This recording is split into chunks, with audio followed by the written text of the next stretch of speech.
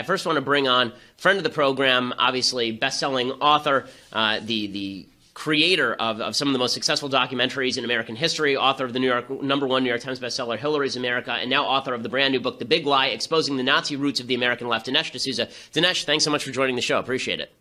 Hey, Ben. It's a pleasure. Good to be on the show. So I just want to jump right into the book because I think that there's a lot of material in there that's vital for people to know. The left is constantly suggesting that folks on the right are Nazis, and we've seen them use this as an excuse for punching people. We've seen them use this as an excuse for opposing politicians they don't like. But essentially, you make the contention in your book, The Big Lie, Exposing the Nazi Roots of the American Left, that the American left is significantly more tied to Nazism, to National Socialism, than the American right. So what's the basic case for that?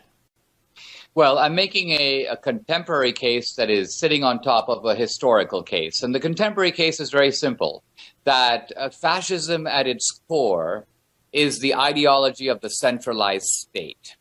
Mussolini put it very well when he said, nothing outside the state. The individual is, in a sense, subordinate to a collective power.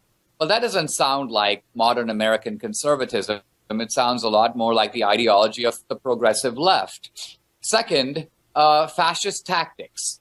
Now, if we go and watch these Antifa guys, the so-called anti-fascists, they wear costumes, they wear masks and hoods, they carry weapons, they not only block people and burn things and use violence, but they use intimidation. They're trying to terrorize people into submission and into silence. They're trying to control the debate in the public square and on campus. Now, does this sound like fascists? This sounds a lot like Hitler's brown shirts or Mussolini's black shirts, with the only difference being that the old fascists admitted who they were and the new fascists are posing as anti-fascists. Well, Dinesh, some of what seems to me to be the problem in terms of the political lexicon is that European politics and American politics are completely dissimilar. And so the Nazis may have been right-wing in comparison to the communists, but that doesn't mean that they're right-wing in comparison to American conservatives. They're far left in comparison to American conservatives. And you would see members of the conservative parties in Germany, people like von Papen, people like Hindenburg, all these members of the so-called conservative parties in Germany who were largely in favor of big government, opposing the communists and supporting Hitler's regime. And so a lot of people have translated that over to say, okay, well, American conservatism and German conservatism circa 1932 are exactly the same. But as you make clear in the book, that's not really the case at all. Yeah, I think we have to back up a little further because the first fascist regime in the world was not Hitler, it was Mussolini. Mussolini, in a sense, was the founder of fascism as a political phenomenon. Now, Mussolini was a lifelong Marxist, he was a socialist, and his fascism grew out of that. In other words, Mussolini saw that the prophecies of Marx were not coming true. And he thought that part of the reason for that is that people's loyalty wasn't just based on class, it was also based on their love of nation. And so Mussolini began to marry the concepts of nationalism with socialism, creating, if you will, national socialism. Later, of course, Hitler called himself a national socialist.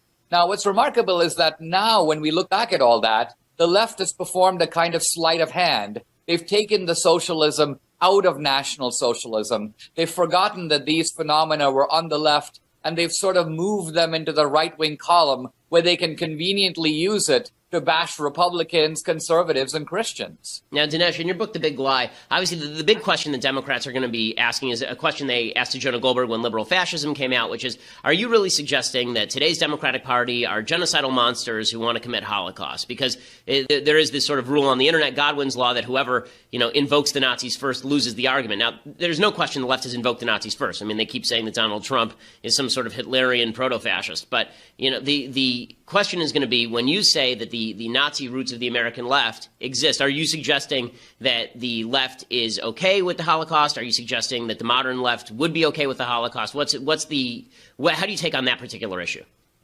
After World War II, fascism and Nazism became ineradicably stained with the reputation of Holocaust, with Auschwitz and so on. And we look at those things now in that way. It's almost difficult for us to understand why anybody would be a fascist, given that this is what fascists did. Let's remember that that's not how fascism was perceived in Italy in the 20s or in Germany in the 30s. And so part of what I try to do is recover that original meaning of fascism and of Nazism.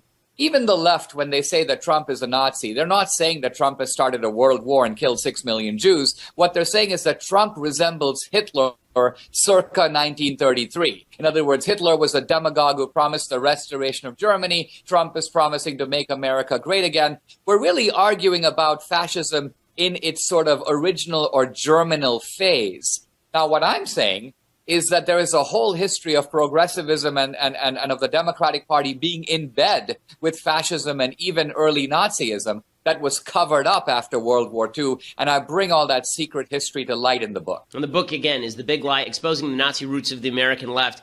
Dinesh, last question for you, because I know that you have a really busy schedule today. The book was just released yesterday. So what do you hope to accomplish with the book? Because obviously the left is going to claim that you're just trying to pander to the base and that you're trying to sell books by using inflammatory language. But what's your goal here?